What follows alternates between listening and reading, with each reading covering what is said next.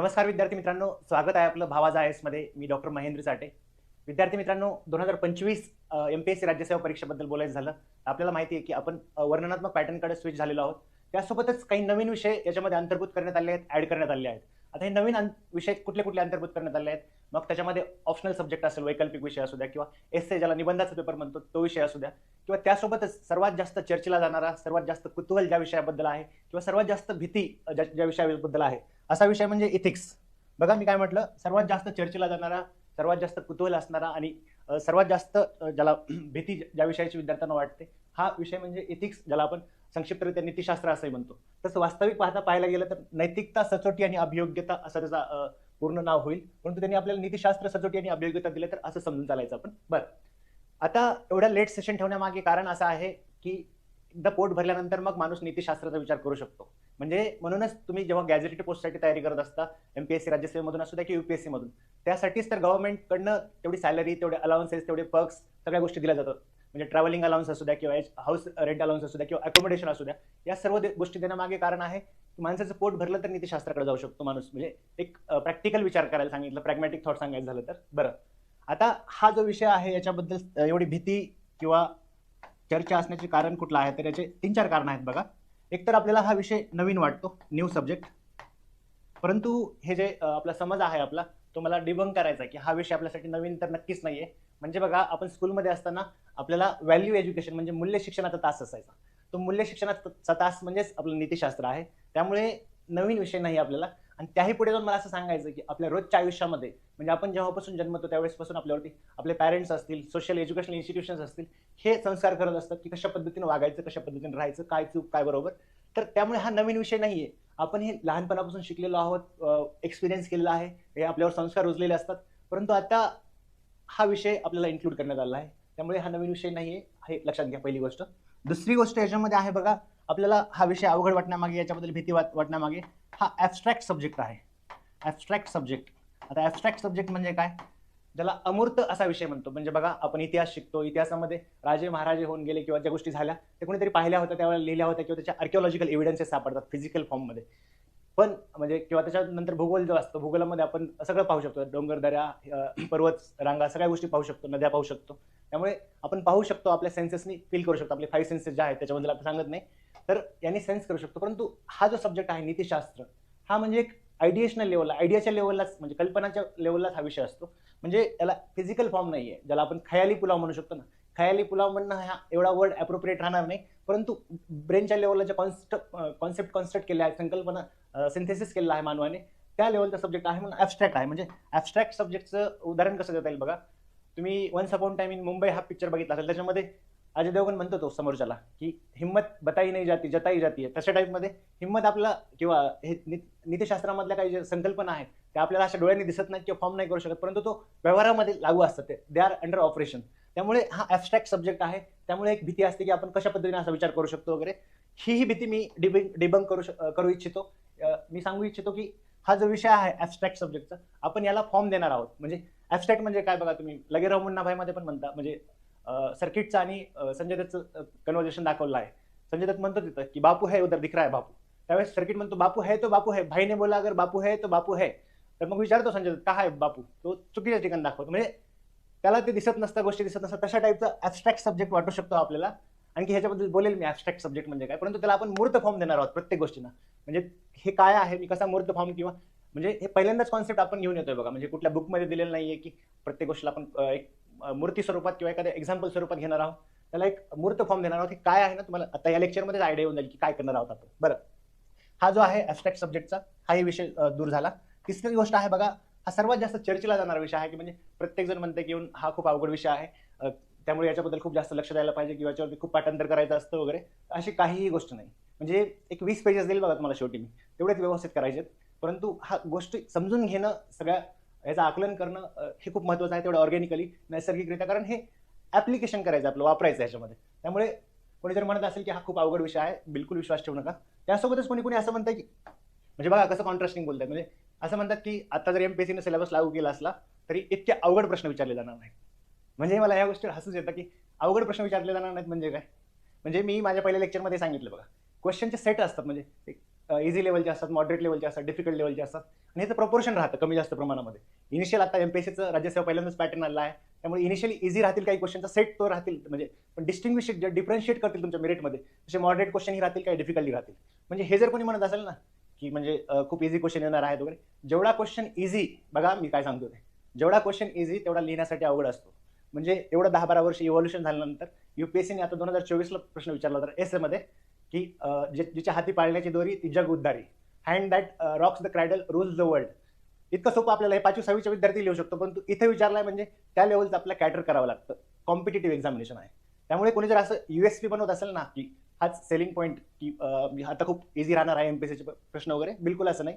जेवढा प्रश्न इझी तेवढं त्याला मल्टी डायमेन्शनल लिहिणं, सब्जेक्टच्या जवळ जाऊन लिहिणं तेवढं डिफिकल्ट असतं. हे बोलेल म्हणजे आपण पीवायक्यू अनालिसिस घेईल मी त्यावेळेला, तुम्हाला कळेल ही गोष्ट. बरं, किंवा कोणी असं म्हणजे कोणी येऊन म्हणतं की मूल्य शिक्षण म्हणजेच नीतिशास्त्र, मूल्य म्हणजेच नीतिशास्त्र, किंवा कोणी म्हणतं दृष्टिकोन म्हणजेच ॲटिट्यूड. बिलकुल अशा गोष्टींच्या बळी पडू नका. मी तुम्हाला सांगतोय, आता तुम्ही प्रिपरेशन स्टार्ट करत आहात आणि हे नवीन पॅटर्न आहे. ग्रॉसली स्टडी करू नका. हा विषय जो आहे तो पूर्णपणे बारकाव्यांवर अवलंबून आहे. म्हणजे ॲप्टिट्यूड म्हणजे अभियोग्यता काय असते किंवा कॅपॅसिटी काय असते, स्किल काय असते, फरक आहे या गोष्टींमध्ये. तसं एम्पॅथी सिम्पॅथी म्हणजे छोट्या छोट्या बारकाव्यांवर हा विषय अवलंबून आहे. त्यामुळे आता तुम्ही विषयाची बांधणी करताय ना, तर थोडं ॲक्युरेटली जा, प्रिसाइजली जा. म्हणजे तुम्ही जर ग्रॉसली गेलात तर तुम्हाला त्याचं म्हणजे कॉस्ट बेनिफिट तुम्हाला कळेल पुढे काय असतं ते. त्यामुळे आता तुम्ही बांधणी करताय तर जास्त म्हणजे 4 वर्ष 3 वर्ष ह्या गोष्टीच्या डोक्यात न ठेवता सरळ सरळ ऑर्गॅनिकली लर्न करायचं. 1 वर्षामध्ये खूप गोष्टी व्यवस्थित पार पाडून आपण या गोष्टी घेऊन पार पाडू. त्यामुळे ऑर्गॅनिकली लर्न करण्यासाठी ही गोष्ट समजून घ्या की विषय आहे तो पूर्ण जसा तसा आपला शिकायचा आहे. बरं, म्हणजे पेपर लिहिण्यासाठी बघा, एथिक्सचा हा पेपर आहे ना, तुम्ही 6वीच्या विद्यार्थ्यालाही जर दिला ना केस स्टडीज वगैरे, की तू डीएम आहेस, डिस्ट्रिक्ट मॅजिस्ट्रेट आहेस किंवा डेप्युटी कलेक्टर आहेस आणि तुझ्या अखत्यारीमध्ये हे तुझे सबऑर्डिनेट आहेत, त्याच्यामध्ये हे असं असं भांडणं चालू आहे, तर तुम्ही काय कराल वगैरे, हे 5वीचा विद्यार्थी लिहिल. लिहिण्याला म्हणजे महत्व नाही इथे, इथं मार्क्स घेण्याला महत्व. आणि मार्क्स मिळवण्यासाठी विषयाचं सखोल आकलन असणं खूप गरजेचं आहे. ते कसं काय बोलेल म्हणजे हे लेक्चर संपेपर्यंत तुम्हाला हा विषय काय आहे, बघा हा विषय काय आहे, त्यासोबतच हा विषय आपल्याला काय इंट्रोड्यूस केलेला आहे आणि याच्यामध्ये जास्तीत जास्त मार्क्स कसे मिळवायचे, या तिन्ही गोष्टी आपण शिकणार आहोत. आता विषय काय आहे हे जे सांगतो मी तुम्हाला, विषय काय आहे हे समजण्यासाठी आपल्याला हे घ्यावं लागेल, लक्षात घ्यावं लागेल की म्हणजे 2-2, 3-3 वर्ष अभ्यास केल्यानंतरही विद्यार्थ्यांना नीतिशास्त्र म्हणजे काय किंवा नैतिकता, नीतिमत्ता आणि नीतिशास्त्र याच्यामधला फरक सांगता येत नाही. ही गोष्ट बिलकुल होणार नाही. म्हणजे ह्या लेक्चरचं जे उद्दिष्ट आहे की नीतिशास्त्र म्हणजे काय आहे, आपल्याला का ऍड करण्यात आलं आहे सिलेबसमध्ये, याच्यामध्ये जास्तीत जास्त मार्क्स कसे मिळवायचे, अल्टिमेट जो क्रायटेरिया आहे जे तुम्हाला जज करणार आहे त्या गोष्टीवरनं, तो तुमचा स्कोर आहे. तुम्ही जर स्कोर करत असाल तर ह्या विषयामध्ये प्रावीण्य मिळवलं असं म्हणता येईल. बरं, तर मग ह्या तिन्ही गोष्टीची उत्तरे आपल्याला मिळणार आहेत. म्हणजे तुम्हाला सांगितलं की बिलकुल असं स्तोम माजवणार नाही की नीतिशास्त्र शिकवण्याच्या नावाखाली तुम्हाला 2-2 वर्ष 1-1 वर्ष शिकवतोय. 1 महिन्यामध्ये 2 महिन्यामध्ये हा विषय कसा पूर्णपणे पार पाडणार आहोत हे सांगतो मी तुम्हाला. बरं, आता हे एक रेसिपी दाखवलेली मी. हे दाखवण्यामागचं कारण असं आहे की बघा, नीतिशास्त्र म्हणजे सगळं रेडीमेड आहे का गोष्टी, रेडीमेड जर असतं तुम्ही शिकवायला आलोच नसतं तुमच्यासमोर, किंवा केस स्टडी सुद्धा मग तुम्ही उत्तर रेडीमेड पाठ करून गेला असता.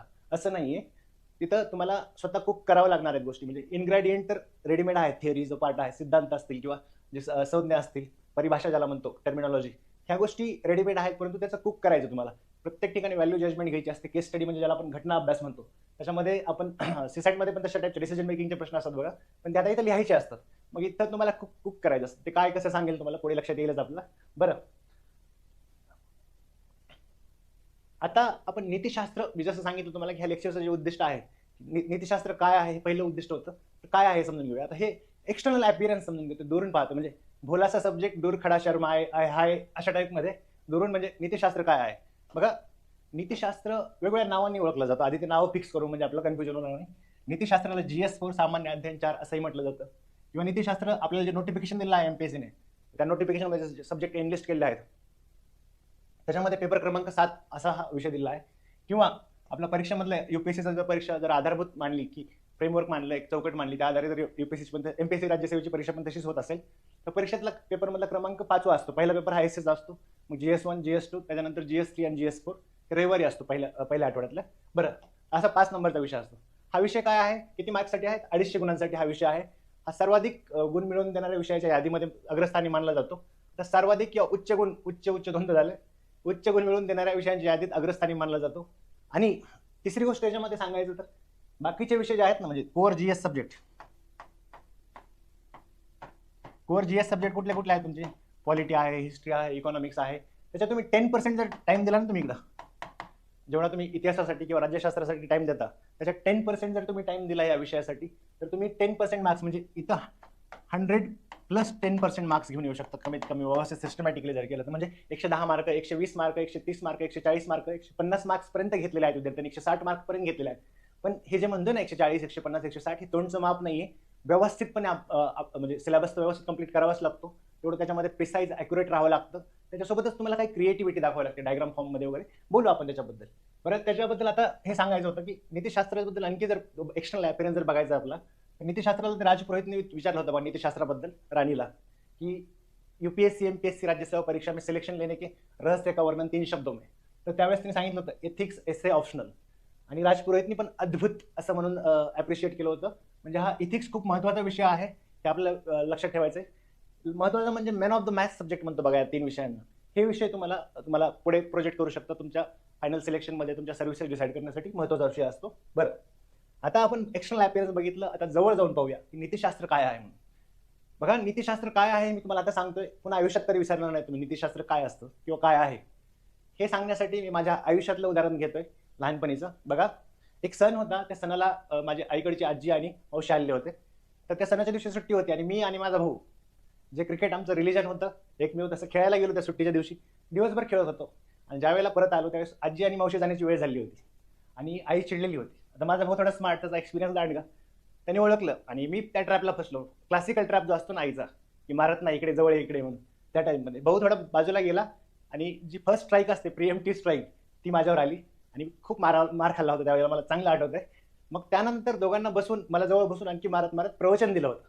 ते प्रवचन म्हणजेच नीतिशास्त्राची डेफिनेशन आहे. बघा, माझी आई काय म्हणली होती त्यावेळेस, म्हणजे आणखी पण आठवते मला. इथं आई म्हटली होती की इथं आजी आली आहे, मावशी आली आहे, कोणाशी कसं बोलावं, कसं वागावं, काय बरं काय वाईट, काय बरोबर काय चूक, काय योग्य काय अयोग्य, काय समजतं की नाही, ह्याचे काय नीती नियम कोणी शिकवले का नाही.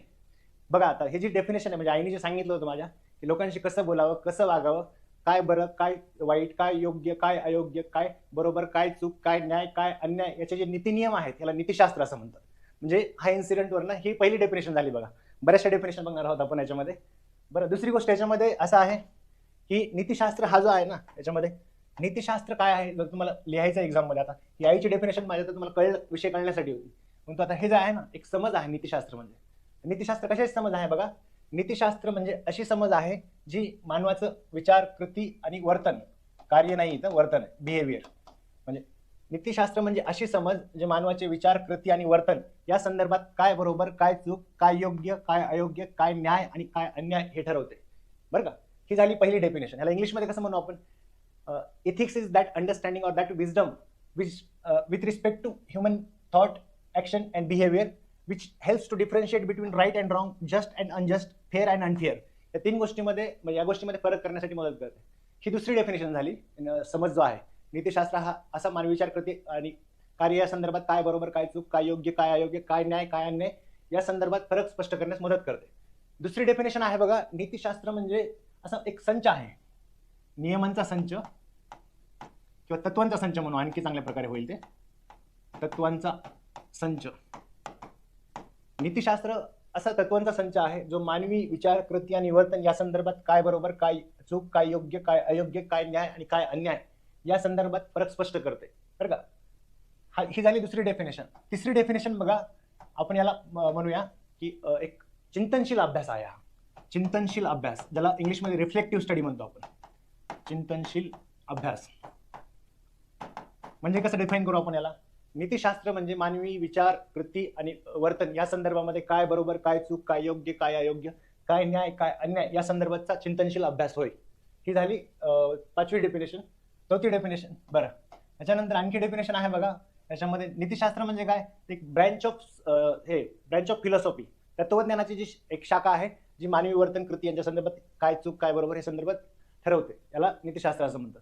म्हणजे आणखी तुम्हाला फोडून सांगायचं असेल नीतिशास्त्र म्हणजे काय, तर बघा, माणसाचं action behaviour conduct choices decision ह्या ज्या गोष्टीत ना ABCD काय काय ऍक्शन बिहेवियर चॉईसेस डिसिजन आणि कंडक्ट ह्या ज्या गोष्टी आहेत ना हे डिसाईड करतं या संदर्भामध्ये काय बरोबर काय चूक, काय योग्य काय अयोग्य या संदर्भात डिसाईड करतं. हे म्हणजे तुम्हाला आता कळलं असेल, नीतिशास्त्र एक समज आहे किंवा तत्वांचा संच आहे, किंवा नीतिशास्त्र एक चिंतनशील अभ्यास आहे, किंवा नीतिशास्त्र फिलॉसॉफी म्हणजे तत्वज्ञानाची एक शाखा आहे जी मानवाच्या विचार, कृती आणि वर्तन या संदर्भात काय बरोबर, काय चूक, काय योग्य, अयोग्य, न्याय, अन्याय या गोष्टी ठरवते. बरं, आता हे तुम्हाला व्यवस्थितपणे कळलं असेल, म्हणजे मैंने टच किया असा फील आला असेल तुम्हाला हा विषयाला. तर आता हा नीतिशास्त्र कशावर अवलंबून आहे बघूया. म्हणजे कॉमेडी सर्कस हा जो शो आहे त्याच्यामध्ये ओंकार भोसले नावाचा ऍक्टर आहे बघा, त्याच्यामध्ये तो एका स्किटमध्ये म्हणतो, पप्पा असं जगण्यासाठी काय लागतं आयुष्यामध्ये, 2 वेळचं जेवण लागतं, 1 वेळचा नाश्ता लागतो. आणि मग त्याची लिस्ट हळूहळू वाढत जाते. मग तो हळूहळू तो म्हणतो की मोबाईलचं रिचार्ज लागतं, खाण्यासाठी परत चायनीज लागतं आठवड्यातून 2 वेळा, असं बरंच काय काय म्हणतो. तर ही जी समज आहे ना, नीतिशास्त्र म्हणजे ही जी समज आहे ती कशावर अवलंबून आहे, तर या सर्व गोष्टींवरती अवलंबून आहे बघा. नीतिशास्त्र या सर्व गोष्टींवरती, म्हणजे कुठले तत्व असतील, मूल्य असतील, मानके असतील, आदर्श असतील, विश्वास असेल, मान्यता असेल, त्यासोबतच अंतर्ज्ञान असेल, त्यासोबतच अंतरात्म्याची आवाज, ज्याला व्हॉइस ऑफ कॉन्सायन्स म्हणतो आपण, या सर्व गोष्टींवरती काही सिद्धांत दिलेले आहेत. मग ते वेगवेगळे सिद्धांत आहेत, कुठले म्हणजे काय बरोबर काय चूक हे कशावरून ठरवायचं वगैरे ते आपण पाहू. म्हणजे या सर्व गोष्टी आपल्या उत्तरामध्ये लिहायच्या असतात बघा. म्हणजे तुम्हाला कुठलाही प्रश्न आला, त्या प्रश्नाचं उत्तर देताना तुम्हाला या सर्व गोष्टींचा सपोर्ट घ्यायचा असतो आणि मग उत्तर लिहायचं असतं. मग तुमचं उत्तर व्यवस्थितपणे त्याला चांगले मार्क्स मिळत असतात. त्या सर्व तत्व काय असतात, मूल्य काय असतात, मानक काय असतात, विश्वास काय असतात, निकष काय असतो, मान्यता काय असतात, हे सगळं आपण शिकणार आहोत. त्याच्यामध्ये वेगवेगळे त्याच्या अंडर पण बाकीच्या बऱ्याचशा टर्मिनॉलॉजीज, बऱ्याचशा कॉन्सेप्ट येत असतात, त्या पण शिकणार आहोत. म्हणजे आता पुढे हे बघूच आपण. याच्यामध्ये मी तुम्हाला जसं सांगितलं की प्रत्येक गोष्टीला मूर्त फॉर्म देणार आहे. जसं तुम्हाला ते कुकिंगचा एक दाखवला होता फोटो बघा. आता हे जे पिक्चर आहे, हे पिक्चर ही स्लाइड समजावून सांगितल्यानंतर आणि आधीची स्लाइड समजावून सांगितलेली जी आहे, या 2 स्लाइडवरनं तुम्हाला पूर्णपणे विषयाची जी व्याप्ती आहे ते पूर्णपणे लक्षात येईल, की विषय काय आहे हे सुद्धा लक्षात येईल. याच्याबद्दल मला पूर्ण विश्वास आहे. बघा, हे जे झाड आहे, हे भावा जायचं जे आपलं लोगो आहे, त्याच्यात थोडे पानं कमी करून वर झाड घेतलेलं आहे असं समजूया. तर हे जे झाड आहे, ह्याला जर नीतिशास्त्राचं झाड म्हटलं आपण, म्हणजे तुम्हाला हा विषयच उलालाला लेव असा फील झाला पाहिजे बघा. विषय समजला पाहिजे की विषय नक्की काय आहे आणि आपला अभ्यास कसा करायचा आणि कुठल्या कुठल्या गोष्टीचा अभ्यास करायचा हे पूर्णपणे समजेल. याच्यासोबतच तुमचा अभ्यासक्रम जो आहे ना, सिलेबस दिलेला, हे सुद्धा समजेल तुम्हाला की सिलेबस काय आहे आपल्या याच्यामध्ये. बरं, आता नीतिशास्त्र हे जे आहे, तुम्हाला मी जे सांगितलं एक झाड आहे, मग हे कशापासून बनतं, त्याचे वेगवेगळे रोप आहे, म्हणजे हे जे मुळं आहेत ना, हे मी तुम्हाला जे सांगितलं, विश्वास असेल, मान्यता असतील, त्याच्यासोबतच मानवी मूल्य असतील, मूल्ये, मी जे तुम्हाला ओंकार भोजनेचं उदाहरण देऊन सांगितलं ते सगळ्या गोष्टी इकडे येतात बघा. त्याच्यासोबतच सिद्धांत असतील, त्याच्यानंतर निकष असतील, तत्व असतील, हे या विषयाची मुळं फॉर्म करतं बघा. ह्या गोष्टीवरनं हे मुळं फॉर्म होतात. हे सगळ्या गोष्टी वापरायच्यात, मी जे तुम्हाला सांगत चालणार आहे आता. म्हणजे नीतिशास्त्र काय आहे, नीतिशास्त्र कशावर अवलंबून आहे, या सर्व गोष्टींवर अवलंबून आहे. हे म्हणजे नीतिशास्त्राची मुळं आहेत बघा. हे तुम्हाला पहिला सेक्शन जो आहे याच्यामधला नीतिशास्त्राचा, तो सेक्शन म्हणजे हा आहे बघा. त्याच्यानंतर अभ्यासक्रमामध्ये पुढचे जे विषय दिलेले आहेत, म्हणजे अभिवृत्ती असेल, अभियोग्यता असेल किंवा भावनिक बुद्धिमत्ता, ज्याला ॲटिट्यूड, ॲप्टिट्यूड आणि इमोशनल इंटेलिजन्स असं म्हणतो. याला जर आपण असं ब्रेन मानलं बरं का, याला ब्रेन म्हणजे मेंदू मानलं, तर आपली जी सायकोलॉजी आहे, सायकोलॉजीशी रिलेटेड ज्या टर्म मी तुम्हाला सांगितलं, ॲटिट्यूड असेल, त्यानंतर ॲप्टिट्यूड असेल, त्याच्यानंतर इमोशनल इंटेलिजन्स असेल, तर या गोष्टी म्हणजे हा बुंदा आहे बघा. म्हणजे हा बुंदा म्हणजे तुम्ही आहात, हे तुमचं दृष्टिकोन, म्हणजे ज्याला अभिवृत्ती म्हणतो आपण योग्य प्रकारे, किंवा अभियोग्यता म्हणतो, किंवा भावनिक बुद्धिमत्ता, या सर्व गोष्टींचा वापर करताना याचाही या गोष्टीवरनं कस लागत असतो की हे कसं आहे तुमचं. आणि त्याच्यासोबतच हे जे झाडं आहेत ना, म्हणजे नीतिशास्त्राच्या वेगवेगळ्या ब्रँच आपण शिकणार आहोत बघा. पुढचे लेक्चर घेऊन येतच आहे मी लवकर. Ethics is further divided into sub branches like normative ethics is there. म्हणजेच काय, तर नियम आधारित नीतिशास्त्र, काही नियम ठरवून दिलेले आहेत, ते नियम फॉलो करायचे, म्हणजे तुम्ही नीतिशास्त्र फॉलो करता. म्हणजे सरकारी नियमाच्या बाबतीत म्हणता येईल, किंवा सॉक्रेटिस, अरिस्टॉटल, प्लेटो यांनी पण सांगितलं होतं की काय नियम असतील, किंवा युटिलिटेरियन इथिक्स म्हणजे उपयोगिता नीतिशास्त्र जे आहे त्याच्यावरती बघू आपण पुढे काय असतं ते. तर नॉर्मेटिव्ह इथिक्स म्हणजे ही एक फांदी झाली बघा. त्यानंतर डिस्क्रिप्टिव्ह इथिक्स, ज्याला वर्णनात्मक नीतिशास्त्र म्हणतो, ही दुसरी फांदी झाली बघा. तिसरी फांदी जी आहे ती आहे बघा मेटा इथिक्स, आणि चौथी फांदी जी आहे त्याच्यामध्ये अप्लाइड इथिक्स. काही काळजी करू नका, हे व्यवस्थित सांगणार आहे, फक्त तुम्हाला पूर्ण विषय एका पेजवर समजावून सांगत आहे मी तुम्हाला. म्हणजे हे नीतिशास्त्राचा हा पहिला घटक आहे बघा अभ्यासक्रमाचा. हे दुसरा, तिसरा, चौथा जे घटक आहे, ॲटिट्यूड, ॲप्टिट्यूड, इमोशनल इंटेलिजन्स, हा म्हणजे बुंदा, म्हणजे तुम्ही आहात बघा. आणि हे जे ब्रँचेस आहेत, म्हणजे नॉर्मेटिव्ह इथिक्स असेल, डिस्क्रिप्टिव्ह म्हणजे नियम आधारित नीतिशास्त्र असेल, वर्णना आधारित नीतिशास्त्र असेल, त्याच्यासोबतच मेटा इथिक्स, अभिनीतिशास्त्र ज्याला म्हणतो, किंवा अप्लाइड इथिक्स ज्याला उपयोजित नीतिशास्त्र म्हणतो. म्हणजे नीतिशास्त्राचा उपयोग करायचा आहे काही गोष्टींमध्ये, संदर्भामध्ये, हे आपल्याला बघायचं असतं. बरं, हे झाल्यानंतर तुमचं जे सेंट्रल इथिक्स आहे ना, एक सिव्हिल सर्वंटचं इथिक्स राहिलं पाहिजे बघा. म्हणजे हा बुंदा आणि हा तुमचं जे इथिक्स आहे, म्हणजे सगळ्या गोष्टी वापरायच्या तुम्हाला. हे वापरायचे उत्तर लिहिताना, हे वापरायचं, हे वापरायचं, हे वापरायचं, पण तुमचं एक सिव्हिल सर्वंटचा ॲटिट्यूड, अप्रोच, ती इंटिग्रिटी, ती प्रोबिटी दिसली पाहिजे तुमच्या उत्तरामध्ये सुद्धा. म्हणजे तुम्हाला आयुष्यभर पुन्हा सर्व्हिसेसमध्ये गेल्यानंतर ह्याच गोष्टी वापरायच्या असतात निर्णय घेताना. परंतु त्याच्याही पेक्षा जास्त महत्त्वाचं आहे की तुम्हाला ह्याच्यामध्ये हे उत्तर लिखाणामध्ये ह्या सगळ्या गोष्टी आल्या पाहिजेत, तर तुम्हाला त्याचे मार्क्स मिळत असतात बघा. बरं, त्याच्या पुढे जाऊया आपण. आता आपण जसं नीतिशास्त्र काय हे समजून घेतलं, किंवा नीतिशास्त्राचा विषयाचा आवाका समजून घेतला, की त्याच्यामध्ये सिलेबसमध्ये कुठल्या कुठल्या गोष्टी येतात वगैरे. आता ते बघितलं की लगेच आपल्यासमोर 3 जुळ्या बहिणी येऊन थांबतात. आणि पेचान कोण म्हणतात, तर त्या 3 जुळ्या बहिणी कुठल्या? नैतिकता, नीतिमत्ता आणि नीतिशास्त्र. म्हणतात की आता आमच्यातला फरक काय हे सांगा. मग फरक सांगूया आपण. बघा, हे जे आपण आहे ते मांडून घेऊया. पहिला आहे नैतिकता, ज्याला मोरॅलिटी आपण म्हणतो. दुसरा आहे बघा नीतिमत्ता, ज्याला इथिकॅलिटी म्हणतात, किंवा काही जण इथिक्स पण म्हणतात ह्याला. इथिकॅलिटी हा मोर अप्रोप्रिएट वर्ड आहे याच्यामध्ये. आणि तिसरा आहे बघा नीतिशास्त्र. आता तिन्हीमध्ये फरक काय हे 2 वर्ष अभ्यास करूनही पोरांना सांगता येत नाही, पण तुम्हाला एका लेक्चरमध्ये हे समजलेलं असेल बघा, हा माझा विश्वास आहे. बघा, नैतिकता म्हणजे काय, नीतिमत्ता म्हणजे काय, नीतिशास्त्र म्हणजे काय. नैतिकता म्हणजे ही व्यक्ती केंद्रित, बघा, व्यक्ती केंद्रित किंवा समाज केंद्रित असतं. समाज केंद्रित समज असते. कशाची? चूक बरोबर, योग्य अयोग्य, न्याय अन्याय या संदर्भात ही एक समज असते. म्हणजे व्यक्तीला काय वाटतं किंवा समाजाला काय वाटतं त्या, की काय बरोबर आहे, काय चूक आहे, काय योग्य आहे, काय अयोग्य. म्हणजे आपण लहानपणीपासून आपल्या धर्मामध्ये किंवा आईवडिलांकडनं किंवा हे जे शिकतो, की आपण पिअर ग्रुपमध्ये आपलं ज्या प्रकारे आपलं संगोपन होत असतं किंवा संस्कार होत असतात, याद्वारे आपण ह्या गोष्टी शिकत असतो. याला नैतिकता म्हणतात. म्हणजे व्यक्ती केंद्रित किंवा समाज केंद्रित. आता समाजमध्ये लिमिटेड समज, याच्यामध्ये कुठल्या गोष्टी येतात, फॅमिली येते, रिलिजियस इन्स्टिट्यूशन येतात, सोसायटल इन्स्टिट्यूशन येतात, किंवा आपण पिअर ग्रुप जे असतात ना आजूबाजूला, त्या गोष्टी पाहून जे शिकत असतो किंवा संस्कार, ह्या गोष्टी येत असतात बघा. हे व्यक्ती केंद्रित असते. म्हणजे हे एक इंटरनल कंपस आहे. व्यक्तीला काय वाटतं कुठलंही काम करताना वगैरे, की काय बरोबर आहे, काय चूक आहे, मधून जी आलेली समज आहे किंवा आपल्यावर जे संस्कार झालेले आहेत ना, त्याला नैतिकता म्हणतात बरं का. दुसरा आहे नीतिमत्ता. ही नीतिमत्ता म्हणजे काय, तर एखादी संस्था केंद्रित, संस्था किंवा सरकार केंद्रित समज. सरकार ही सुद्धा एक संस्थाच आहे, पॉलिटिकल इन्स्टिट्यूशन म्हणजे बघा. तर एखाद्या संस्थेमध्ये किंवा सरकारमध्ये जी समज असते, काय बरोबर आहे, काय चूक आहे, हे नियमाद्वारे ठरवत असतात बघा. काही नियम असतात, कोड ऑफ इथिक्स असतं, कोड ऑफ कंडक्ट असतं, म्हणजे आचारसंहिता असते, नीतिसंहिता असते. सगळं शिकणार आहोत आपण, काळजी करू नका. फक्त विषयाचा आवाका समजून घेतो आपण. तर हे सरकार केंद्रित किंवा संस्था केंद्रित समज असते, बरोबर चूक, योग्य अयोग्याची. आणि नीतिशास्त्र म्हणजे काय बघा, तर पद्धतशीर अभ्यास आहे. पद्धतशीर अभ्यास म्हणजे एक अकॅडमिक डिसिप्लिन आहे. त्याच्यामध्ये काय योग्य काय अयोग्य हे व्यवस्थित मांडून कागदपत्रावर मग अभ्यास केला जातो, की काय योग्य काय अयोग्य, किंवा नवीन नवीन वादग्रस्त मुद्दे तयार होत असतात बघा, त्याच्याबद्दल काही निर्णय घ्यावे लागतात. म्हणजे बघा, क्लोनिंगच्या गोष्टी असतील किंवा बीटी कॉटन आहे किंवा त्याच्यामध्ये जेनेटिक एडिटिंग वगैरे ह्या गोष्टी येतात. हे नैतिक मुद्दे आहेत ना. शेवटी माणसाचे आरोग्य पण महत्त्वाचं आहे, त्यासोबतच फूड सिक्युरिटी पण महत्त्वाची. मग ह्याचे निर्णय घेताना ह्या गोष्टी मांडून वगैरे निर्णय घेतला जातो. तेच तुम्हाला केस स्टडीमध्ये करायचं असतं. नीतिशास्त्र म्हणजे केस स्टडीज असतं बघा, तुम्हाला एक्सप्लेन करायचं असतं सगळ्या गोष्टी मांडून. मी जे तुम्हाला झाड दाखविलं आता भावा जायचं ते, बरं, ही व्यक्ती केंद्रित समज असते, हे सांगितलं तुम्हाला. ह्याला मग आपण म्हणू शकतो का असं, की हा एक इंटरनल कंपास आहे. इंटरनल कंपास म्हणजे अंतर्गत कंपास आहे. मधून समज असते ना, की माणसाला कळतं की काय चूक आहे, काय योग्य. म्हणजे माणसाला लहानपणी आईवडिलांनी शिकवलं असतं, की चोरी करू नये, मारी करू नये, नंतर लांडी लबाडी करू नये. तर मग ते करताना लगेच माणसाला कळतं की आपण काहीतरी चुकतोय वगैरे, ते रिमोर्स तयार होतो वगैरे, ह्या गोष्टी आपण शिकायच्यात आपला. तर हे इंटरनल कंपास आहे. हा एक्सटर्नल कंपास आहे. म्हणजे कंपास कशाच्या बद्दल असतो, निर्णय घ्यायचा कुठल्या दिशेला जायचं वगैरे, ह्या अर्थाने येतं. आणि हा जो आहे ते एक अकॅडमिक डिसिप्लिन आहे. अकॅडमिक डिसिप्लिन म्हणजे अभ्यासाची एक शाखा आहे, ज्याला आपण म्हणतो.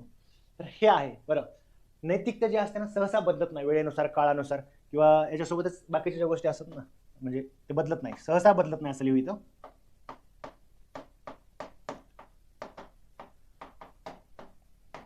परंतु ही जी आहे ना नीतिमत्ता, ही बदलू शकते.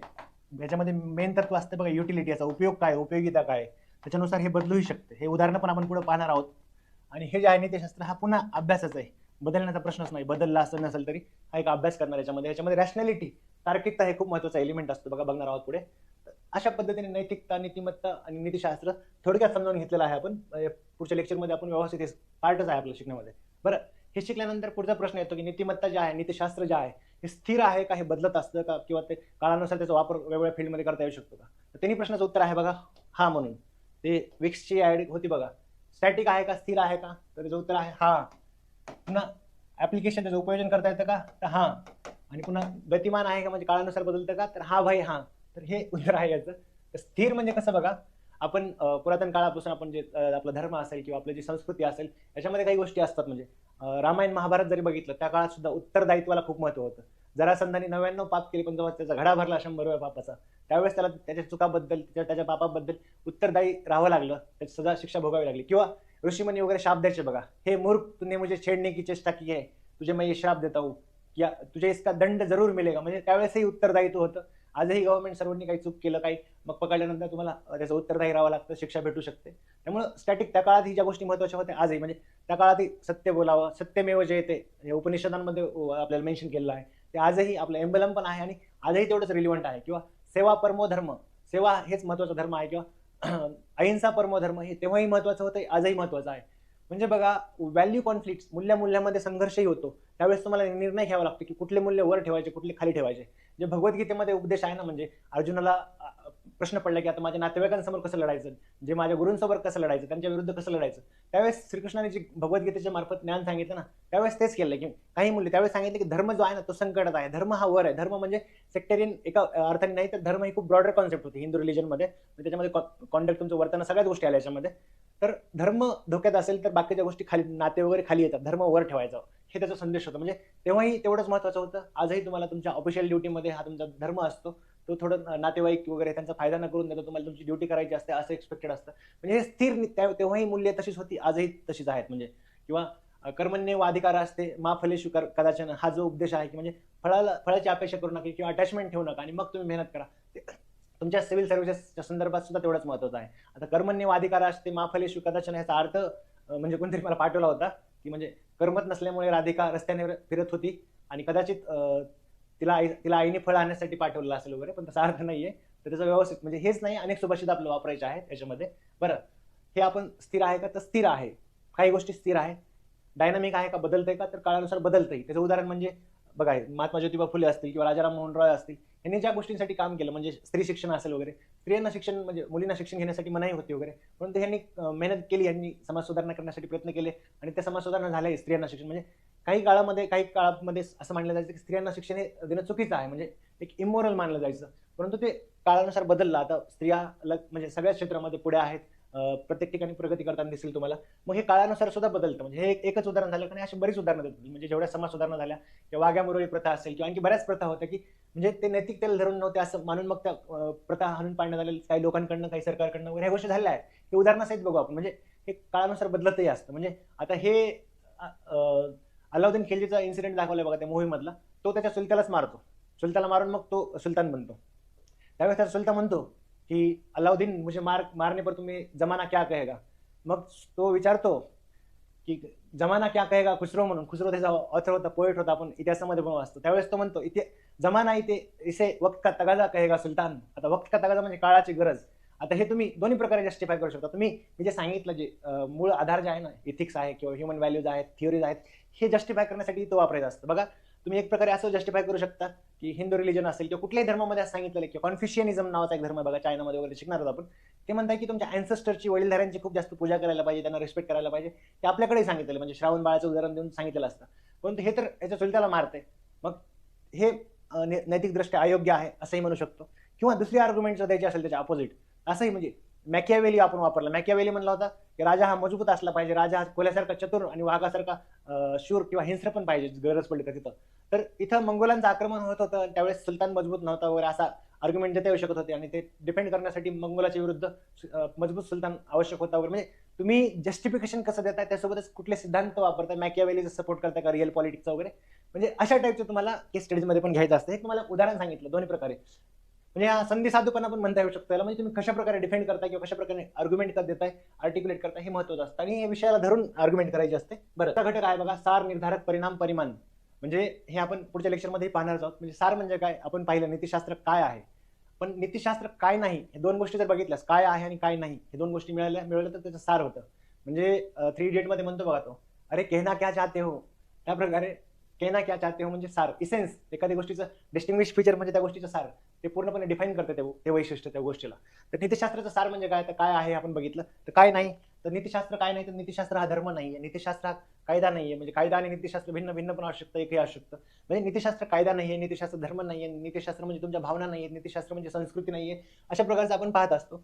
बाकीचे निर्धारक निर्धारक म्हणजे काय की कुठल्या गोष्टी डिटरमाइन करतात, नीतिशास्त्र समाजामध्ये असेल नसेल, किती प्रमाणात असेल, माणसं नीतिमत्तेने वागतील नाही वागतील, हे निर्धारक कुठले असतात. म्हणजे दोन, आता ठळक सांगतोय बघा, हे एक तुम्हाला विषयाचा अवाक लक्षात देण्यासाठी सांगतो, पूर्ण लेक्चर कंडक्ट करतोय. निर्धारक मध्ये दोन असतात, एक नेचर असतं, दुसरं नर्चर. नेचर म्हणजे काय, आपलं जे अँसेस्टरकडून आलेलं आहे, आपलं शरीर असेल, जेनेटिक मेकअप असेल, जीन्स असतील, किंवा हे झालं नेचर. पण त्याच्यासोबतच नर्चर म्हणजे तुमच्यावर कुठल्या कुठल्या प्रकारचे संस्कार होतात, त्यासोबतच तुम्ही म्हणजे कुठल्या लोकांच्या संपर्कात येतात, त्यांचे संस्कार तुमच्यावरती काय होतात वगैरे, या गोष्टींचा ह्या गोष्टी निर्धार करत असतात की तुमच्या आयुष्यामध्ये नीतिशास्त्र कशा प्रकारचं असेल. म्हणजे आपल्यावरती कुठे आपण कुठले धडे घेतो, कुठले समाज सुधारकांचे जीवन असेल, किंवा त्यांनी त्यांच्या जीवनमानावरून काही नीतिशास्त्राच्या ज्या गोष्टी आपण शिकत असतो, हे निर्धारकमध्ये बऱ्याच गोष्टी आहेत. म्हणजे सोसायटी आहे, एज्युकेशनल इन्स्टिट्यूशन आहे, पॅरेंट्स आहेत, आई वडील असू द्या, किंवा शिक्षक असतील, त्यासोबतच आपली पीअर ग्रुप आहे, हे आपण पूर्ण पाहणार आहोत. परिमाण म्हणजे काय, तर टाइप्स ऑफ इथिक्स, म्हणजे तुम्हाला सांगितलं नॉर्मेटिव्ह इथिक्स, त्याच्यासोबत डिस्क्रिप्टिव्ह इथिक्स, मेटा इथिक्स आणि अप्लाइड इथिक्स. म्हणजे काय, वर्णना आधारित नीतिशास्त्र, त्याच्यानंतर नियम आधारित नीतिशास्त्र, त्याच्यानंतर अभिनीतिशास्त्र आणि उपयोजित नीतिशास्त्र, अशा प्रकारे बघत असतो. हे पूर्ण आपण लेक्चर 1 बाय 1 सिरीज सुरू करतोय. फक्त आपला प्रतिसाद भेटला तर आणखी ते खूप सोपं राहील आपल्यासाठी. पुढचं आहे बघा, परिणाम कुठले कुठले होतात म्हणजे नीतिशास्त्राचे परिणाम. हेच लक्षात घ्या की नीतिशास्त्रामुळे म्हणजे समाजाची जी रचना झालेली ना, की कुठे काहीतरी नियम आणि एकमेकांनी नियम फॉलो करायला पाहिजे, मग त्या आधारे समाजाची निर्मिती झाली. नो डाऊट त्याला एक्सप्लेन करण्यासाठी सोशल कॉन्ट्रॅक्ट थेअरी, सामाजिक करार सिद्धांत वगैरे पाहत असतो, किंवा आणखी काही थिअरी आहेत, म्हणजे जॉन रॉल्सची थिअरी आहे, ओरिजिनल पोझिशनची वगैरे, आपण पूर्ण पाहू, काही काळजी करू नका, खूप सोप्या गोष्टी आहेत या. बरं, मग हे परिमाण, हे गोष्टी पाहिल्यानंतर आपण पुढे जाऊया की आता आपण अभ्यासक्रम आणि परीक्षा पद्धत, म्हणजे परीक्षेचा पॅटर्न कसा असेल, पेपरचा पॅटर्न कसा असेल, कशा पद्धतीचे प्रश्न विचारले असेल, हे पाहणार आहोत. बघा, अभ्यासक्रमाच्या बाबतीत जर बोलायचं झालं, हा जो पिक्चर होता धमाल, त्याच्यामध्ये जे नाव सांगितलं होतं ना, अय्यर चिन्नास्वामी मुत्तुस्वामी अय्यर, त्याच्यानंतर पुढे सांगितलं होतं काय, चिन्नास्वामी मुत्तुस्वामी अट्टापट्टू चामिंडा व सनत जयसूर्या अय्यर, काहीतरी असं. ते जे नाव सांगितलं होतं तेवढं सुद्धा मोठा सिलेबस नाही, खूप छोटा 7-8 पॉईंट आहेत आपल्या अभ्यासक्रमामध्ये मुख्य पाहायला गेलं तर. ते पाहूया. अभ्यासक्रमामध्ये जे पॉईंट आहेत बघा, पहिला पॉईंट मी जसं तुम्हाला सांगितलं, मुळं म्हणजे नीतिशास्त्र, मानवी मूल्य वगैरे. त्याच्यानंतरचे गुंधा जे आहे, म्हणजे तो आपला मेंदू जे वापरायचा असतो तिथं, ॲटिट्यूड, ॲप्टिट्यूड, इमोशनल इंटेलिजन्स, म्हणजे अभिव्यक्ती, अभियोग्यता आणि भावनिक बुद्धिमत्ता, ह्या गोष्टी आहेत. त्याच्यानंतर पब्लिक ॲडमिनिस्ट्रेशनचा काही पार्ट आहे बघा. मग कुठला पार्ट आहे त्याच्यामध्ये, मोरल थिंकर असतील, पॉलिटिकल थिंकर असतील, मोरल थिंकर, नैतिक विचारवंत जे आहेत त्याच्याबद्दल आपण पाहत असतो. पण जो सायकोलॉजीचा पार्ट बघितल्यानंतर पब्लिक ॲडमिनिस्ट्रेशनचा पार्टमध्ये कुठला पाहतो, तर नागरी सेवा मूल्य कुठली कुठली आहेत, सार्वजनिक सेवा मूल्य कुठली आहेत, किंवा ॲप्टिट्यूडमध्ये फाउंडेशनल व्हॅल्यू जे असतात ना, म्हणजे मूलभूत मूल्य नागरी सेवेसाठी कुठले, इंटिग्रिटी असेल, ॲप्टिट्यूड असेल, त्याच्यानंतर ट्रान्सपरन्सी असेल. म्हणजे त्यांनी जे एक 6-7 दिलेले आहेत ना, इंटिग्रिटी असेल, इम्पार्शियालिटी असेल, नॉन पार्टिसनशिप असेल, किंवा ऑब्जेक्टिव्हिटी असेल, डेडिकेशन असेल, त्याच्यासोबतच एम्पॅथी असेल, टॉलरन्स असेल, कॉम्पॅशन असेल. याला मराठीत कसं सांगता येईल, म्हणजे इंटिग्रिटी म्हणजे काय, सत्यनिष्ठा किंवा सचोटी असं म्हणतो. इम्पार्शियालिटी म्हणजे काय, निपक्षपातीपणा. नॉन पार्टिसनशिप म्हणजे निपक्षपातीपणा, इंटिग्रिटी म्हणजे सत्यनिष्ठता, इम्पार्शियालिटी म्हणजे निपक्षपातीपणा, नॉन पार्टिसनशिप म्हणजे पक्षी निरपेक्षता. मी तुम्हाला सांगितलं ना, बारकाव्यांवर विषय आहे, काय आहे सगळं शिकणार आहोत आपण. हे ऑब्जेक्टिव्हिटी म्हणजे वस्तुनिष्ठता, त्याच्यानंतर सार्वजनिक सेवेप्रती तुमचं समर्पण आहे ते कशा पद्धतीचं आहे, सहिष्णुता कशी आहे, सहानुभूती, परानुभूती, अनुकंपा, ह्या गोष्टी आपण शिकणार आहोत. त्याच्यानंतर सचोटी ही प्रशासनामधलं महत्त्वाचं मूल्य मानलं जातं. सचोटी म्हणजे एक हायेस्ट इथिकल स्टँडर्ड तुम्ही फॉलो करताय, म्हणजे तुम्ही ऑनेस्ट आहात, तुम्ही इथिकल रूल फॉलो करताय, त्यासोबत बाकीच्या गोष्टी जे कोड ऑफ कंडक्ट असेल, कोड ऑफ इथिक्स असेल, हे फॉलो करताय, म्हणजे तुम्ही प्रोबिटी दाखवता तुमच्या कामामध्ये, म्हणजे सचोटी दाखवताय. मग लोकसेवेची संकल्पना कुठून आलेली आहे, म्हणजे सेवा परमो धर्म मी जे सांगितलं तुम्हाला, ते त्याचा आधार आहे बघा. म्हणजे बरेच आणखी त्याला आधार देता येतील. किंवा प्रशासनाची जी त्याच्यामागची जी तत्वज्ञान आहे प्रशासनाचं किंवा लोकसेवेचं, हे तत्वज्ञान शिकत असतो. त्यासोबत प्रशासनामध्ये म्हणजे पारदर्शकता कशा पद्धतीने आणता येईल, किंवा प्रशासनामध्ये नैतिकता कशा प्रकारे आणता येईल, किंवा नैतिक मूल्यांचं बळकटीकरण प्रशासनामध्ये कसं करता येईल वगैरे, हे आपल्याला अभ्यासक्रमामध्ये पाहिजे असतं. त्यासोबतच इंटरनॅशनल रिलेशन जे आहे ना, आंतरराष्ट्रीय संबंध, त्याच्यामध्ये काही निधीकरणाच्या समस्या असतील, किंवा कॉर्पोरेट गव्हर्नन्स म्हणजे कंपन्या वगैरे जे असतात ना, त्यांचं ऍडमिनिस्ट्रेशन कशा प्रकारे चालतं, म्हणजे निगम प्रशासन, ह्या गोष्टी पाहत असतो बघा.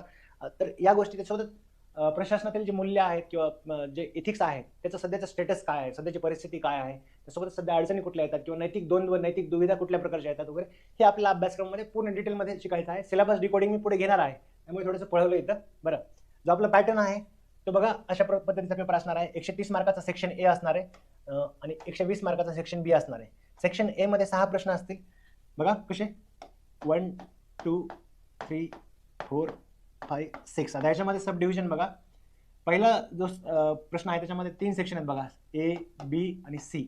ए मध्ये पुन्हा 5 सब सेक्शन आहेत बघा, म्हणजे 2-2 मार्कासाठी टिपायला ह्याच्यात आपल्या ए मध्ये. बाकी ह्याच्यामध्ये 2-2 सेक्शन आहेत बघा सगळीकडे. इथं पण A B A B A B A B.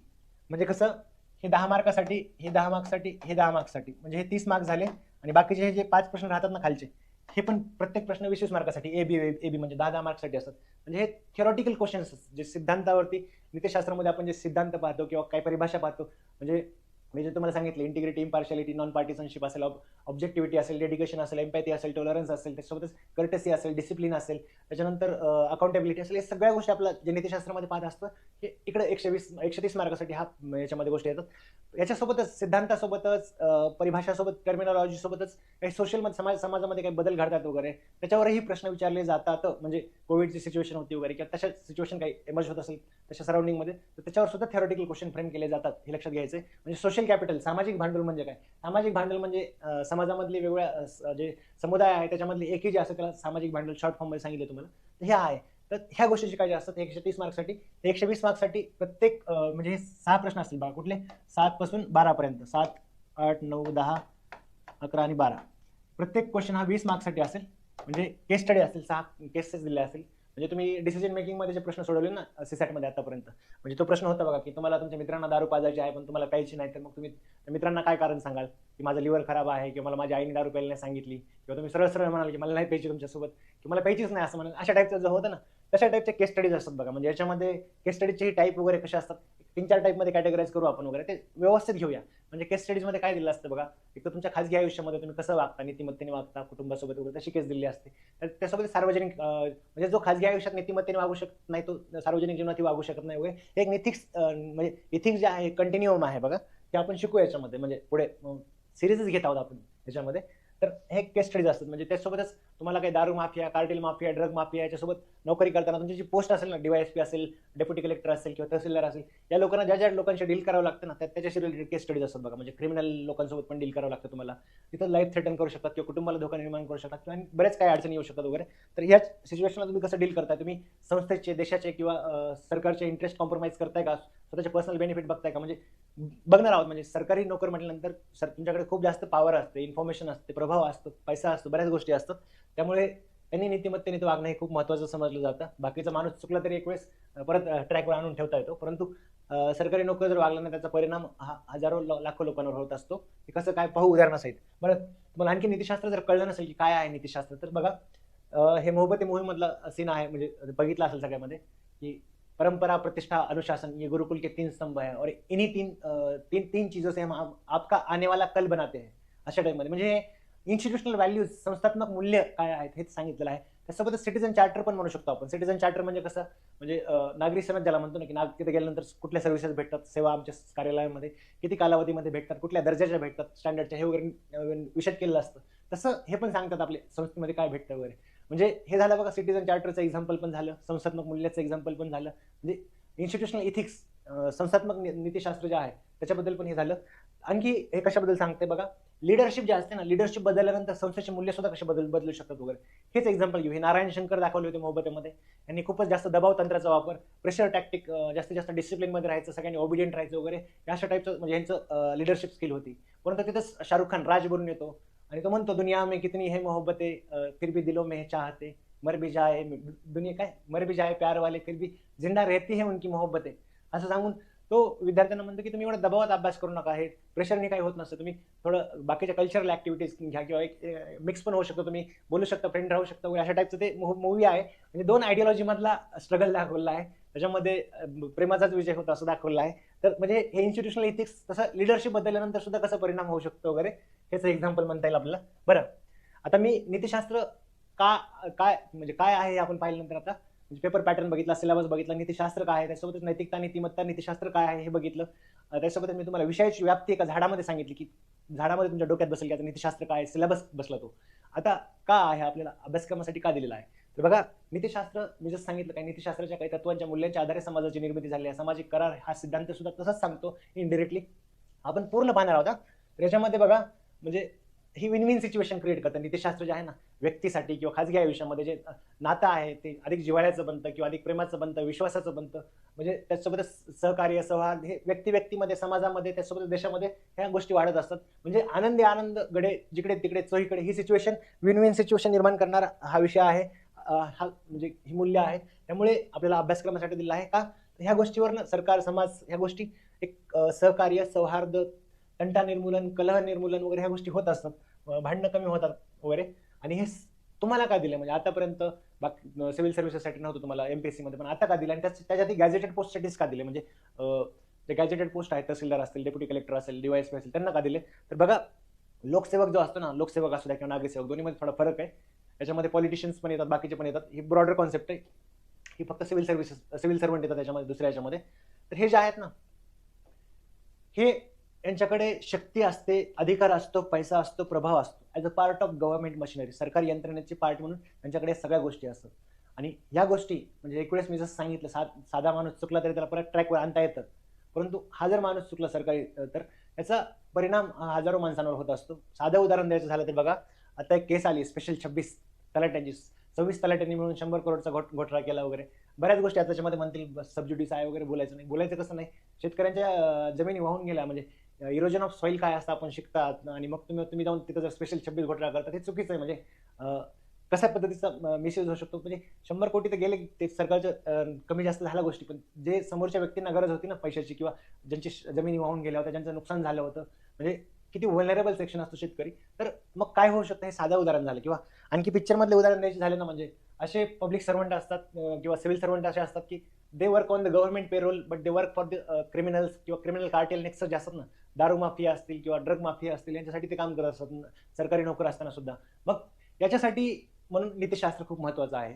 हे शक्ती, अधिकार, पैसा ह्या ज्या गोष्टी आहेत ना, हे मिसयूज होऊ नये आणि याचा परिणाम लोकांवर होऊ नये. म्हणजे रक्षक भक्षक बनला, म्हणजे काही पोलिसांकडनं स्त्रियांवर अत्याचार झाले वगैरे, अशा काही घटना घडत असतात किंवा घटना समोर आलेल्या आहेत रिसेंटमध्ये. म्हणजे सगळ्या डिपार्टमेंटला अजिबात बोलायचं नाहीये, कारण डिपार्टमेंट खूप चांगलं आहे, याच्यामध्ये काही असे नासकी कांदे निघतात, म्हणजे तर या म्हणजे ती जर गोष्ट झाली तर लोकांवर खूप जास्त परिणाम होत असतो, लोकांचा विश्वास यंत्रणेवर उठत असतो. आणि हे सरकारला रिप्रेझेंट करत असतात, नागरिक सेवक जे आहेत ना, म्हणजे सिव्हिल सर्वंट जे आहेत, सरकारला रिप्रेझेंट करत असतात. म्हणजे सरकारची इमेज सुद्धा त्यांच्यावर डिपेंड असते, म्हणून त्यांनी प्रामाणिकपणे वागणं, निर्भीडपणे सल्ला देणं, त्यांचे जे बॉस आहेत पॉलिटिकल बॉस, त्यांना हे अपेक्षित असतं. म्हणजे आणखी उदाहरण द्यायचं झालं ना, म्हणजे सुंदर यादव, साधू यादव आणि बच्चा यादव हा जो हे जे कॅरेक्टर आहे गंगाजल मधलं, म्हणजे हे समोर साधू यादवसाठी काम करत असतो, तो डीएसपी असून सुद्धा. ठीक आहे, मग तशा पद्धतीने. किंवा आणखी वॉन्टेड पिक्चर मध्ये इन्स्पेक्टर तळपदे आहेत बघा, लक्ष्मी, म्हणजे तुम्हाला जर लक्षात येत नसेल तर ते एक कोण कोणास म्हणाले म्हणून होतं बघा, चलती फिरती कोकेन आहे कोकेन, म्हणजे आता कळलं असेल तुम्हाला कोण आहे ते, इन्स्पेक्टर तळपदे. ते म्हणतात ना की गुलाटी बिल्डर से कुछ एक्सटॉर्शन मांग रहा था, उसको उस गुंडे को मार दिया, और साथ में हवलदार लक्ष्मण डोंगरे भी मारा गया. म्हणजे सिस्टीम मधलेच माणसाला मारतो, सिस्टीमच्या विरुद्ध काम करतो वगैरे, अशाही गोष्टी घडलेल्या आहेत. हे असं होऊ नये, कारण याचा विपरीत परिणाम खूप जास्त लोकांवरती किंवा सरकारवरती होत असतो. म्हणजे एक दिवसाचं 2 दिवसाचं नसतं बघा, भ्रष्टाचार, करप्शन वगैरे ह्या गोष्टी खूप जास्तच माजल्या ना, लोकांमध्ये एक डिसएन्चॅन्टमेंट होते. म्हणजे बांगलादेशमध्ये जे झालं, आणखी बऱ्याच कंट्रीमध्ये झालं वगैरे, हे एक लॉंग टर्म इफेक्ट असतो ह्या गोष्टीचा, त्यामुळे ही गोष्ट लक्षात घ्यायची असते. सरकारला रिप्रेझेंट करत असतात, त्यासोबत सरकारला निर्भीड आणि एक्सपर्ट ऍडवाइस देणं गरजेचं असतं. आणि ह्या ज्या पोस्ट आहेत, म्हणजे गॅजेटेड पोस्ट ज्याला म्हणतो, स्ट्रॅटेजिक पोझिशन आहेत बघा, खूप महत्वाच्या पोझिशन असतं, त्याच्यावर धोरणं, नियम, सगळ्याच गोष्टी ठरत असतात. आणि प्रशासन असू द्या किंवा शासन असू द्या, हे नैतिकतेला डिरेक्टली इनडिरेक्टली इन्फ्लुएन्स करत असतं, म्हणून हे खूप महत्वाचं आहे. म्हणजे इथे गांधीजी म्हणतात बघा, जर तुम्ही चूक करत असाल, जिस राह पे तुम जा रहे हो बेटा, एक दिन बहुत बुरी तरह फसोगे. म्हणजे सरकार बदललं किंवा काही कमी जास्त झालं किंवा तुमच्या पकडले गेलात करप्शन मध्ये वगैरे, तर खूप काही अडकू शकतात, खूप काही गोष्टी होऊ शकतात वगैरे, अशा टाईपचा तो संदेश होता महात्मा गांधीजींचा. किंवा आणखी उदाहरण द्यायचं झालं तर बघा, म्हणजे एक माझ्या पाहण्यातले काका होते ग्रुप बीचे, त्यांनी खूप पैसा कमवला, खूप प्रॉपर्टी कमवली. आता तेवढी सॅलरी तर नव्हती त्यांची, पण त्यांनी कसं कमवलं एवढे करोडो रुपये. तर मग त्यांच्या ज्या पत्नी आहेत, म्हणजे काकू, त्या काकू खूप देवभळ आहेत, म्हणजे ते खूप देवभक्ती वगैरे करतात वगैरे. मग त्या काकूंना असं वाटतं की जे एवढे 100 करोड, 200 करोड झाले, 300 करोड झाले, तर हे देवानेच दिलं, तर म्हणून आपल्याकडे आहेत वगैरे. हा काकूचा ऍटिट्यूड आहे. काय काकूचा ऍटिट्यूड आहे की हा देवाने दिलं म्हणून ह्या गोष्टी एवढा पैसा आहे वगैरे. आता ऍटिट्यूड शिकताना आपण बघतो बघा, कॅप मॉडेल मध्ये त्याच्यामध्ये कॉग्निटिव्ह कॉम्पोनंट असतो, त्याच्यानंतर याच्यामध्ये अफेक्टिव्ह कॉम्पोनंट असतो, म्हणजे भावनिक कॉम्पोनंट असतो बघा. त्याच्यानंतर आणखी एक कॉम्पोनंट असतो बिहेवियरल कॉम्पोनंट. ऍटिट्यूड कशावरनं बनतो, ह्या 3 गोष्टीवरनं बनत असतो. कुठलं? कॉग्निटिव्ह म्हणजे संज्ञात्मक, तुमचं नॉलेज त्याच्याबद्दल, गोष्टीबद्दल कसं आहे काय. किंवा अफेक्टिव्ह म्हणजे भावना त्या गोष्टीशी कशा जोडलेल्या आहेत. किंवा बिहेवियरल, वर्तन कसं आहे त्या व्यक्तीचं पास्ट मधलं. तर काकूंचा ऍटिट्यूड आहे की हे देवानेच दिलं वगैरे. आता काकूने जर नीट व्यवस्थित समजावून सांगितलं की काकांनी किती अपहार केलेला आहे, भ्रष्टाचार केलेला आहे, त्यामुळे एवढा पैसा आलेला आहे, आणि तरी सर काकू ऐकत नसतील, कारण काकूच्या इमोशन्स इथे अटॅच असतील काकांसोबत किंवा कुटुंबासोबत. मग काकूंच्या इमोशन्सही सॉल्व्ह करण्याचा प्रयत्न केला, तरी काकू ऐकत नसतील, तर काकूंचं बिहेवियरच तसं आहे हे समजून घ्यायचं असतं. हे एक उदाहरण होतं. बोलू आपण ह्याच्याबद्दल नंतर आणखी एखाद्या वेळेला. बरं, हा विषय तुम्हाला खरंच नैतिक बनवतो का? म्हणजे हा विषय जो आहे नीतिशास्त्र तुम्हाला नैतिक बनवण्यासाठी तुम्ही शासनामध्ये सरकारी नोकर म्हणून काम करताना नैतिकतेच्या आधारावर निर्णय घ्यावे वगैरे असं अपेक्षित असतं. पण हे तुम्हाला सर्व्हिसेसमध्ये जाण्याआधी हे तुम्हाला अलर्ट करण्यासाठी हा विषय दिला आहे बघा. म्हणजे सॉक्रेटिस, प्लेटो, अरिस्टॉटल्स ह्याच्यापैकी कोणतरी एक जण म्हणलं होतं की almost every person stand with the adversity. If you want to test the character of person, just give him power. तर ते तुम्ही सरकारी नोकरीमध्ये येता म्हणजे तुम्हाला पॉवर दिलेली असते.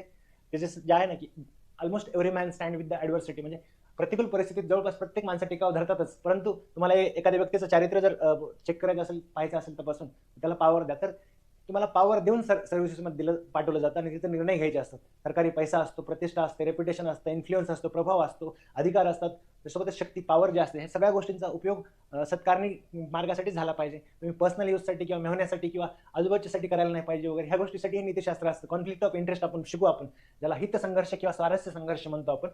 एकदम व्यवस्थित पाहणार आहोत, सिस्टमॅटिकली, घाबरू नका. तर मला हे सांगायचं आहे, नीतिशास्त्र शिकणं म्हणजे तुम्ही नैतिक बनायला याची गॅरंटी नाही.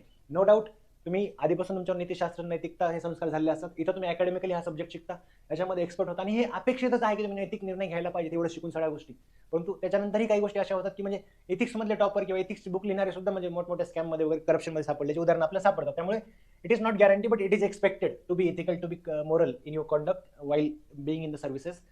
बरं, फक्त त्यांच्यासाठीच नाही, बाकीच्यांसाठी सुद्धा नीतिशास्त्र, पण सिव्हिल सर्वंटसाठी अधिक महत्त्वाचं बनतं. आता मी तिसरा प्रश्न सांगितला होता बघा, या विषयामध्ये जास्तीत जास्त मार्क्स कसे मिळवायचे, how to score maximum marks. म्हणजे तुम्ही एवढा विषय अभ्यास करता, एवढे सगळे उदाहरणं शिकता वगैरे, कशासाठी? मला जास्तीत जास्त मार्क्स मिळवायचे, हा विषय जास्त मार्क्स मिळवून देणार आहे. मग ते कसे मिळवायचे? म्हणजे हे लगेराव मधला सीन आहे बघा, त्याच्यामध्ये मुन्ना भाई आणि हे बोलत असतात वगैरे. त्यावेळेस मुन्ना भाई म्हणतो, यार सर्किट वाट लगी है म्हणून. तर तिथं सर्किट म्हणतो, भाई वाट गेली नाही बोलणे का, फिर तो हम कोई वो टपोरी समझेंगे ना. तो म्हणतो, क्या बोलणे का फिर भाई, देश की दुर्गती हो रही है बोलणे का, दुर्गती. आणि पुन्हा आणखी तो सांगतो बघा काय, की भाई ना फुल कॉन्फिडेंस में जाने का, एकदम फुल कॉन्फिडेंस में और एकदम विनम्र के साथ बात करणे. हे सगळं तुम्हाला करायचं आहे.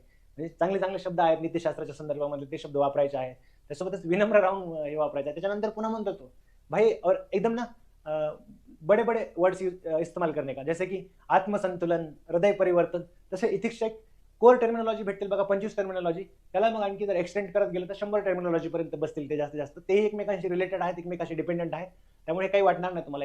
8 दिवसामध्ये होऊन जातील सगळ्या टर्मिनॉलॉजी, थिओरीज वगैरे आपण करू कवर. तर हे लक्षात घ्या की तुम्हाला ती टर्मिनॉलॉजी, त्या कॉन्सेप्ट यूज करायच्या आहेत. जसं यांनी उदाहरण सांगितलं, आत्मसंतुलन, हृदय परिवर्तन, असे शब्द नीतिशास्त्रातले वापरायचे आहेत तुम्हाला. आणि be ethical not just in your conduct but in your vocabulary also. तुमच्या उत्तरामध्ये सुद्धा तुम्हाला इथिकल राहावं लागेल. म्हणजे तुम्ही म्हणाल की मी माझ्या वर्तनामध्ये, माझ्या वागण्यामध्ये, वर्तणुकीमध्ये मी खूप नैतिक आहे, नीतिमत्ता आहे, याच्यामुळे मला माझ्याकडे खूप जास्त नीतिमत्ता आहे, याच्यामुळे ते मला 250 पैकी 150 मार्क द्या. तर असं देत नाहीत मार्क. म्हणजे 3 इडियटमध्येच म्हणतो, तुम अगर प्राईम मिनिस्टर के बेटे हो तो भी कुछ फरक नाही पडता. तशा टाईपमध्ये म्हणजे तुम्ही, मी लय नीतिमत्तापूर्ण आहे, मीच सत्य राजा हरिश्चंद्र आहे आणि मला मार्क द्या असं नाही. तुम्हाला तिथे लिहावं पण लागेल, की तुमच्या उत्तरामधून कन्वे करावं लागेल तुम्ही किती नीतिमत्तापूर्ण आहात किंवा तुमचं किती समज आहे नीतिमत्तेला किंवा नैतिकतेला, नीतिशास्त्राला घेऊन. तर ही गोष्ट लक्षात घ्यायची आपल्याला.